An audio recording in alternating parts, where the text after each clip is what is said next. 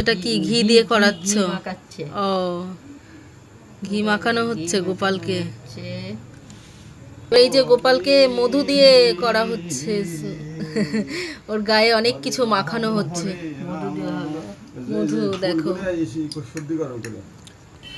এই যে গোপালের স্নান করাচ্ছে, দুধ দিয়ে স্নান করছে দেখো গোপাল।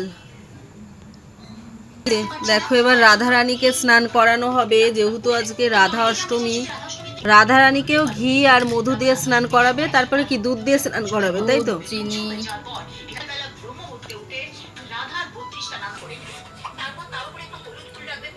এই যে গোপালকে তারপরে গঙ্গা জল দিয়ে স্নান করানো হচ্ছে। পুচকি গোপাল দেখো,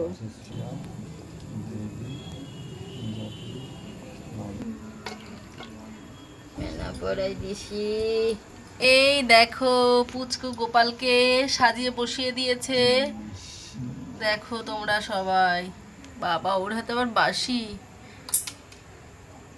বাহ, গোপালের খেলনা আছে দেখো, গাড়ি।